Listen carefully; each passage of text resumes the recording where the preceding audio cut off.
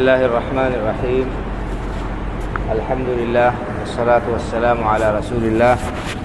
وعلى آله وصحبه ومن والاه، أما بعد. عن ابن مسعود رضي الله عنه قال: لما نزلت آية الصدقة كنا نحمل على ظهورنا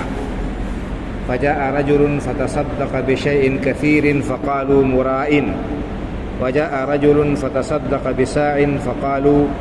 إن الله لغني عن هذا، فنزلت الذين يلمزون المتطوعين من المؤمنين في الصدقات والذين لا يجدون إلا جهدهم فيسخرون منهم سخر الله منهم ولهم عذاب أليم. یہ حدیث آپ کے سامنے میں نے پڑھی ہے، متفق علیہ حدیث ہے۔ صحابی حضرت عبداللہ بن مسعود رضی اللہ تعالیٰ عنہ فرماتے ہیں کہ جب صدقہ کی آیت نازل ہوئی، اہل ایمان کو خطاب کیا گیا کہ اللہ کی راہ میں لوگ دیں، صدقہ و خیرات کریں، تو کہتے ہیں کہ ہم لوگ مزدوری کرتے تھے، اپنی پیٹھ پر بوجھ لاد کر مزدوری کیا کرتے تھے، یعنی تاکہ اللہ کے راہ میں دے سکیں۔ فجاء رجل فتصدق بشيء كثير، تو ہر طرح کے لوگ تھے، غریب بھی تھے، مزدور بھی تھے، مالدار بھی تھے۔ ایک مالدار صاحب اللہ کے راستے میں ڈھیر سارا مال لائے، زیادہ مال اللہ کے رسول صلی اللہ علیہ وسلم کی خدمت میں لا کر پیش کیا۔ فقالوا مرائن، منافقین نے طنز کیا، کہا کہ یہ ریاکار ہیں، ریاکاری کے لیے، دکھانے کے لیے اتنا اللہ کے راستے میں دے رہے ہیں۔ وجاء رجل فتصدق بصاع، ایک صاحب تھے مزدوری کرنے والے، محنت مزدوری کر کے انہوں نے کچھ حاصل کیا، تو ایک سا کھجور انہوں نے صدقہ کیا۔ سا ایک پیمانہ ہوتا ہے ناپنے کا، ایک سا گیہوں سے تقریباً 2.5 کلو ہوتا ہے، کھجور زیادہ ہوگی، تو بہرحال ایک سا کھجور ایک صاحب لائے تو ان کا مذاق اڑایا، قالوا ان اللہ لغنی عن ھذا، یہ ایک سا کھجور لائے ہیں، ان کو اللہ کو ان کی ایک سا کھجور کی کیا ضرورت ہے؟ یعنی جنہوں نے زیادہ دیا ان پر طنز کیا، تعریض کی، زبان درازی کی، کہا کہ یہ تو ریاکار ہیں، دکھاوے کے لیے کر رہے ہیں۔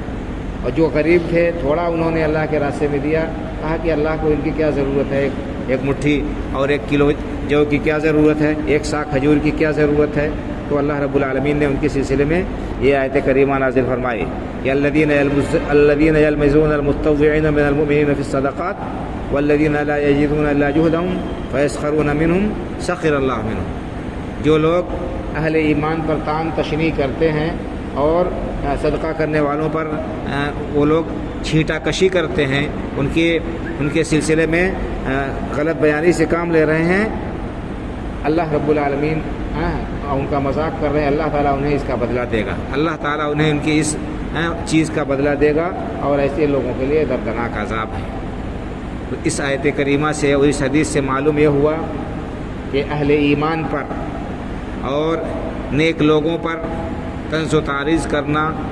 اور ان کا مذاق اڑانا یہ بڑا خطرناک معاملہ ہے، یہ منافقین کی نشانی ہے، یہ منافقین کا طرز عمل ہے، وہ کسی کو نہیں بخشتے، ہر ایک کے اندر کچھ نہ کچھ کیڑا نکالنا، کسی نہ کسی کے طرح سے ان کے اوپر الزام دھرنا ان کا شیوہ ہے۔ تو اللہ تعالیٰ نے ایسے لوگوں کے لیے وعید سنائی ہے۔ آج افسوس کے ساتھ کہنا پڑتا ہے کہ ہماری بہت ساری مجلسیں بھی اس قسم کے طنز و تشنیع سے خالی نہیں ہوتی۔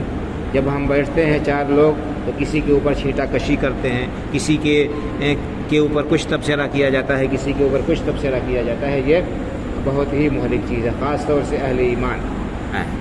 کسی کو کچھ کہنا، کمزور لوگوں کا مذاق اڑانا جو اہل ایمان ہیں، جو اللہ کے دین پر عمل کرنے والے ہیں۔ ہونا تو یہ چاہیے کہ بھلائی کے کاموں میں ایک دوسرے کی حوصلہ افزائی کی جائے، جن کی جیسی حیثیت ہے اس حساب سے وہ اللہ کے راستے میں دے رہے ہیں، اس پر ان کی حوصلہ افزائی ہونی چاہیے، یا ان کے قدم سے قدم ملانا چاہیے کہ ہم بھی آپ کے ساتھ شامل ہیں اللہ کے دین کی خدمت کرنے کے لیے، اللہ کے دین کی نشر و اشاعت کے لیے یا نیکی کے کام میں، بجائے اس کے کہ تعاون کریں اور ان کے ساتھ بڑھیں، ان کے اندر کچھ رغبت اور شوق ہو۔ اس کے برعکس وہ جو ہے دل شکنی اور طعنہ کشی میں لگ جاتے ہیں، تو یہ بہت نامناسب بات ہے۔ عام لوگوں کے اوپر بھی طعن و تشنیع کرنا یا ان کی برائی بیان کرنا یہ درست نہیں ہے، یا کسی کا عیب بیان کرنا درست نہیں ہے، تو بھلائی کے کام میں کیڑے نکالنا یہ تو اور بھی خطرناک جرم ہے۔ اس سے انسان کو احتراز کرنا چاہیے، اس سے بچنا چاہیے۔ اللہ کے رسول صلی اللہ علیہ وسلم سے نے فرمایا کہ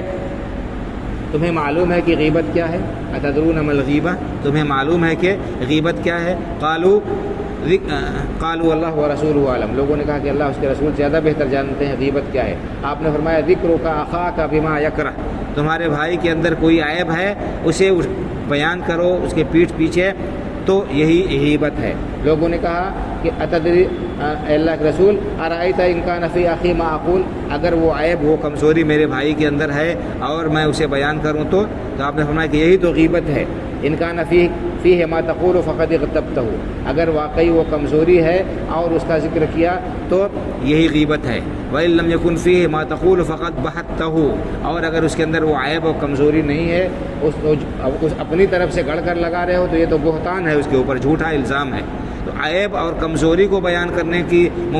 مذمت اور ممانعت بیان کی گئی ہے، اس کو قیمت محرمہ بھی قرار دیا گیا ہے۔ تو کسی کی بھلائی کو، کسی کی اچھائی کو برائی بنا کر پیش کرنا یا اس کو بطور استہزاء کے پیش کرنا، یہ کتنا بڑا جرم ہوگا، یہ تو اور بھی بڑا جرم ہوگا۔ اس سے بچنا ضروری ہے، اور ہمیں چاہیے کہ خیر اور بھلائی کے کاموں میں ایک دوسرے کا تعاون کرے، ایک دوسرے کا کے ساتھ اور جو ممد و معاون بنے، نہ کہ ہم حوصلہ شکنی کریں ایسے کاموں کی۔ اللہ رب العالمین نے یہ بات بیان فرمائی کہ وتعاونوا علی البر والتقوی ولا تعاونوا علی الاثم والعدوان، نیکی اور بھلائی کے کاموں میں ایک دوسرے کا تعاون کرو، ایک دوسرے کی مدد کرو، اور گناہ کے کاموں میں، اللہ کی نافرمانی کے کاموں میں، حد سے آگے بڑھنے والے جو کام ہیں ان میں ایک دوسرے کا تعاون نہ کرو۔ تو جو لوگ اہل ایمان اور نیک لوگوں کا مذاق اڑاتے ہیں اور ان کے خدمات پر جا بیجا تبصرہ کرتے ہیں، یہ لوگ برائی پھیلانے والے ہیں۔ ایسے لوگوں سے احتراز کرنا اور کم از کم ان کی بات نہ سننا، یہ ہمارے لیے ضروری ہے کہ ہم ایسے لوگوں کو ٹوک دیں، ایسے لوگوں سے کو منع کریں کہ یہ آپ کا طرز عمل صحیح نہیں ہے، اللہ کے غضب کو لازم کرنے والا ہے، اور نہیں تو کم از کم وہاں سے اٹھ جائیں اگر ٹوک نہیں سکتے ہیں تو۔ اللہ رب العالمین سے دعا ہے کہ اللہ تعالیٰ خلاف شریعت تمام باتوں سے ہمیں اپنی پناہ اور حفاظت میں رکھے، اور نیکی کرنے کی اور نیکی کے کاموں میں ایک دوسرے پر تعاون کرنے کی، ایک دوسرے کا تعاون کرنے کی توفیق عطا فرمائے۔ آمین۔ وآخر دعوانا ان الحمد للہ رب العالمین، وصلی اللہ علی نبینا محمد وعلی آلہ وصحبہ اجمعین۔ السلام علیکم۔